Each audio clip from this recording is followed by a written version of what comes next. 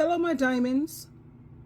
Have you ever tried to help out a family member who you saw struggling and they needed help?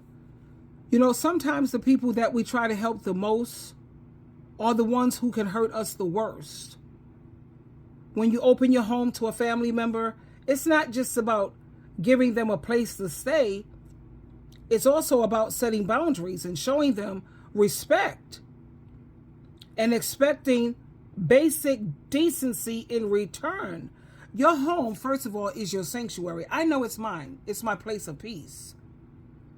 And since this is my home, I get to set the rules because this is my space, my peace, my life. Let me share this clip with you. And if you feel that you can relate to this, please hit the thumbs up and subscribe. Let's continue. Having to kick out your own family. Let's listen. Baby, y'all, I had to put my brother out, and he ain't even stay a whole 24 hours in my house. And it made me realize why so many of y'all are fucking homeless. People want to help y'all, but y'all are so quick to take advantage. So before I agreed to let him stay, I made him sign a contract stating that he would abide by the rules of my house. The contract read as follows. I, his name, agreed to stay with my sister for a time period exceeding no longer than 90 days. I gave him until January. During my stay, I will do my due diligence as a guest in her home to abide by all rules that are set forth as follows. And this is one big thing. A lot of y'all move in people's house, and all of a sudden in your mind, you got somewhere to live and you're a resident of their home. No, baby, you are a guest in someone's home, not a resident of their home. And this is when my brother fucked up, because he moved in and immediately got to acting like everything in this motherfucker was his. Number one, 9 p.m. curfew on weekdays. If you ain't got no job, no car, no source of income, where the fuck do you need to be past 9 p.m.? I be in bed at 8 p.m. So you're not getting back in this motherfucker once I take off my clothes and lay the fuck down. 2, must work, attend school, or both. That means get your ass up and get the fuck out my house every day. Go do something productive. 3, must not share address or have any guests. If it's not DoorDash, Amazon, Uber, etc., you ain't got no business telling not a motherfucker where I live. Number 4, no drugs. 5, no loud music. Half the time in my house, the TV not even out. You want to party, you want to hear some loud ass music, go hang out with one of your friends. Number 6, no recording or filming in my home. I don't know what a motherfucker be into when they out in the world. What you're not finna do is have people looking at your videos trying to put 2 and 2 together and find out where the fuck you at. And then you know how people will come into your home already ungrateful that you're giving them a place to stay and be pre-planning and be recording places in your home to later fucking expose you. Number 7, do not touch anything that you did not bring with you without asking first. I work hard as fuck for every little piece of everything that I have in my home. I buy things for my home that I like, that I enjoy, and that I need. I'm not buying shit to supply another grown motherfucker with their needs. If you need something, ask. Number 8, do not feed or tend to my pets without asking. Number 9, do not touch any of my altars. And number 10, you must leave when asked. Because you know what people will do? They'll get up in your house and after a certain period of time say you can't put them out. Oh, well, I've been here for such and such time period. I don't have to go nowhere legally. Or I get mail coming here. I don't have to go nowhere legally. But yes the fuck you do. So a nigga agrees to the rules and then immediately breaks rules 2, 3, and 7. Let's rewind. Because mind you, I allowed him to live with me before. I was renting an apartment. An upstairs 1-bedroom apartment with me and my boyfriend. And we allowed him to sleep on the couch. My boyfriend wakes up to go to work. I wake my little brother up. Hey, you wanna go see if you can get a job? The little motherfucker woke up and picked up the cup of Kool-Aid that he had on the side of him on the table and threw it at my TV. Threw a temper tantrum. Jumped up, opened the door, ran out, and threw my fucking barbecue grill off the balcony. So I tell the little motherfucker, oh, you can get the fuck on. So the motherfucker came back with the police. Proceeded to try and tell the police that I had robbed him for the food in my home. That he paid for everything in my refrigerator in the house I allowed him to stay in. The officer laughed at him. He said, oh yeah, how'd you get it here? So from then on, I told my mama her and her children were not welcome at my home. Mind you, she had already wronged me before I had moved into that place. She was actually the reason I moved into that place. Fast forward, I bought this house. My mama ends up needing a place to stay. I tell her that she's welcome, but her children are not under any circumstances. That was her one rule. She ends up sneaking my brother in. I wake up 3 in the morning. He sleep on my couch. Gets put the fuck out again. My mama, she had done several other things and her life bar was depleted, so I put her ass the fuck out too. Because I do not play about comfort and convenience and the sanctity of my home. I should not have to put fucking cameras up in my home because my family is living with me. There's no motherfucking way I done bought a house and I don't have no fucking peace of mind in it. So fast forward, my mother passes away.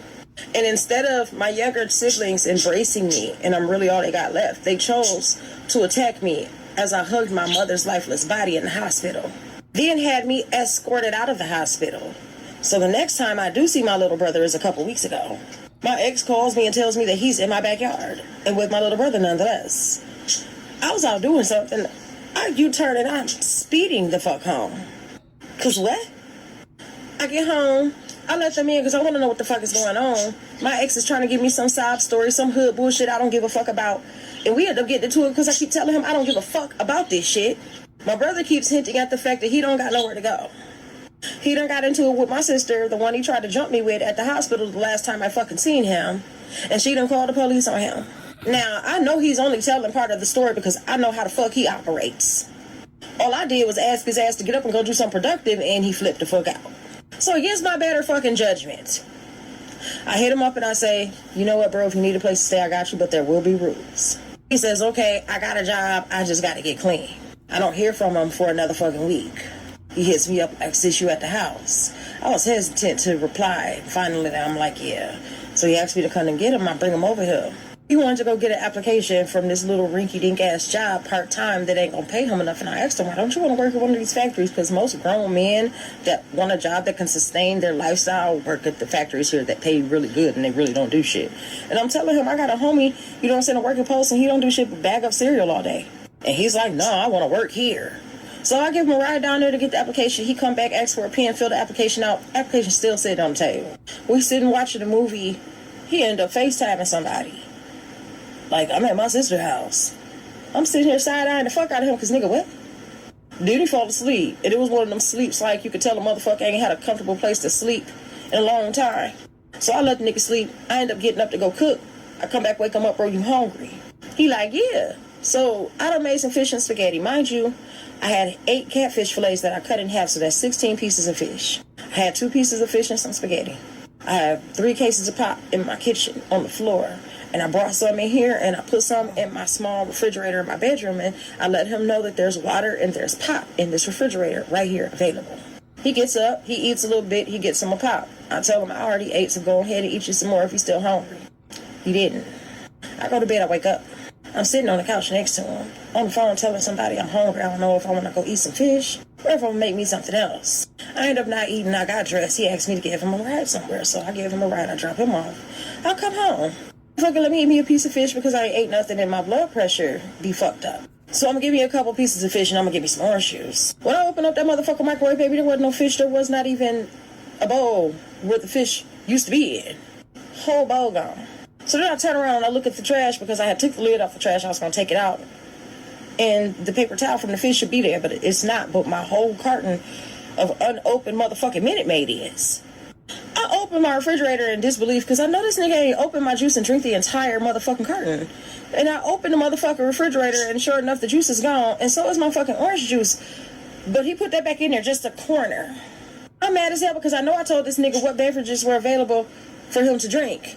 How disrespectful you gotta be to eat and drink up somebody's shit and not even say nothing. I didn't even realize until last night when I went in my mini fridge to get me a soda that there wasn't none in there. Now I had to do a full fucking scan, y'all, and I can make a fucking grocery list of all the shit that's missing up out my motherfucking house. Mind you, a nigga ain't never came back or responded to my messages or even looked at my message. It's so hard to trust people out here when your family will fuck you first.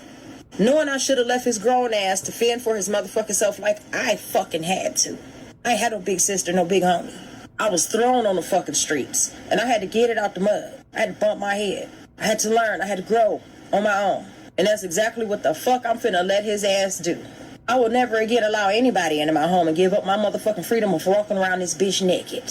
Buying this house was a big fucking accomplishment for me. I've been the girl with nowhere to go. I've been the girl having to stay with people, sleeping on people's floors, being treated fucked up because they really don't want you there. I promise I don't give a fuck what story they got to tell. I will never ever again give up the peace I provided for myself to allow somebody in my fucking home. Thanks.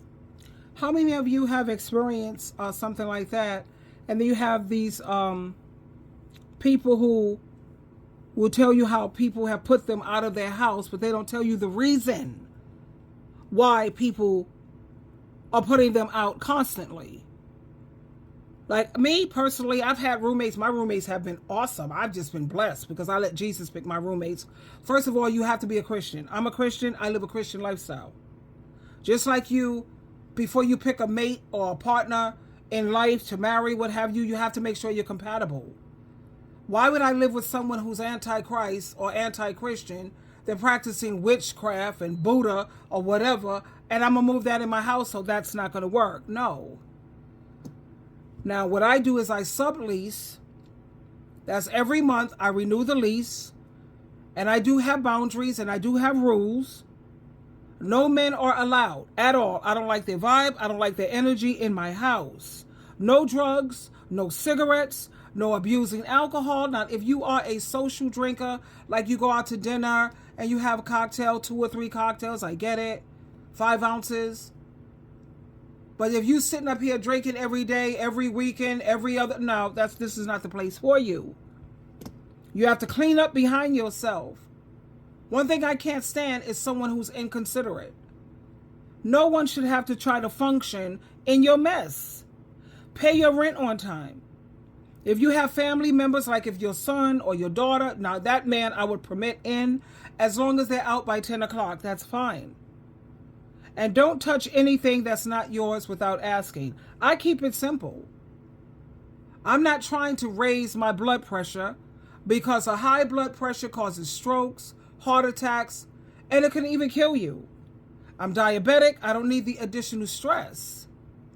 And I make it very clear in the lease. You see everything that you're signing up for, and if this is not something you could agree with, then this is obviously not the place for you, and you need to go and pay your rent someplace else.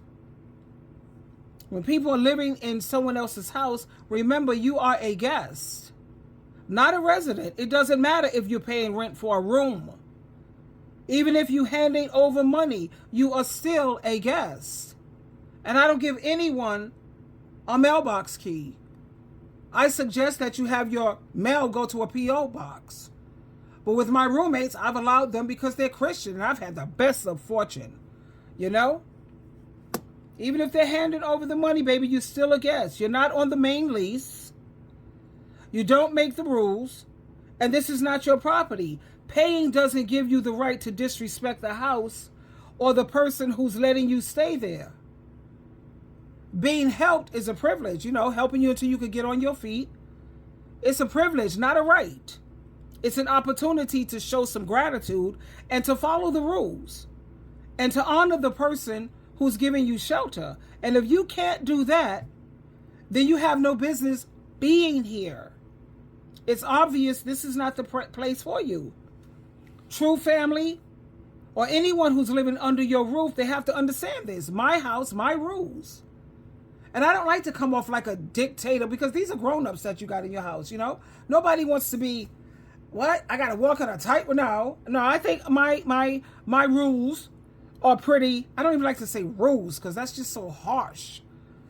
I just have certain things I can live with and certain things that I can't. Like I had someone call me because I'm looking for a roommate now. And trust me, I screen them carefully. And this person says, no, I don't do drugs, but I smoke. But I won't smoke in the house. No, this is not for you, sweetheart. I don't want no smokers.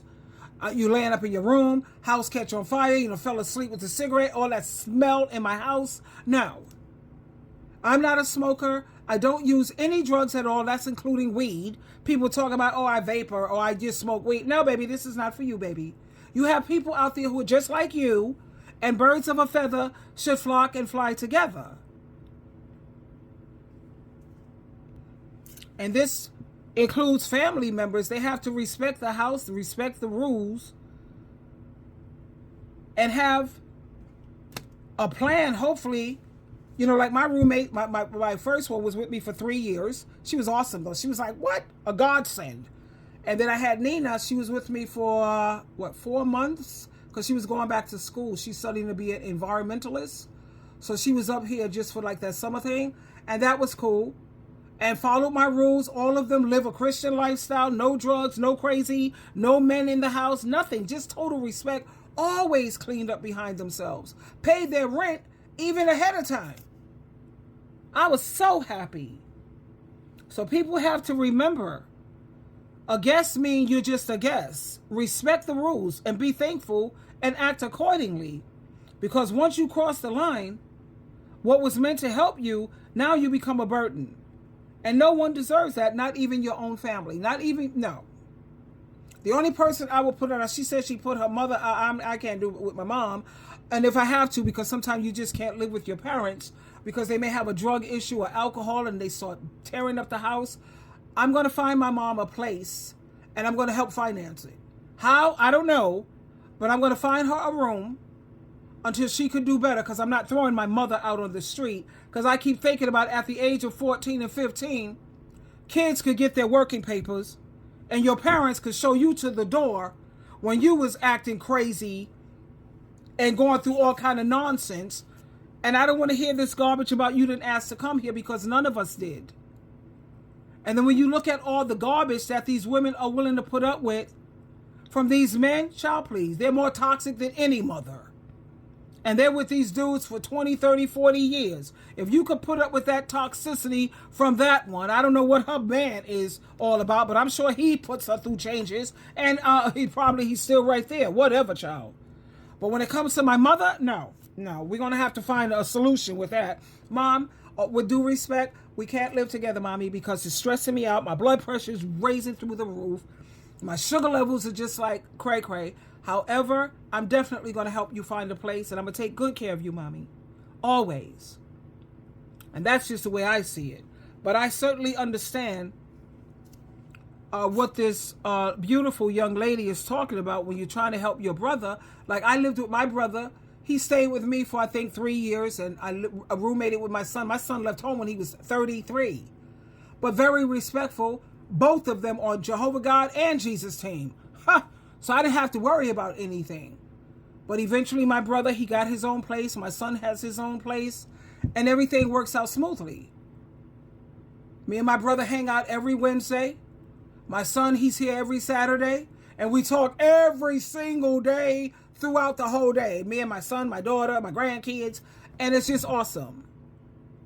But if you can't respect the rules of someone's home, then this is not the place for you, obviously. And you can pay your rent elsewhere. Twinkle, twinkle, twinkle.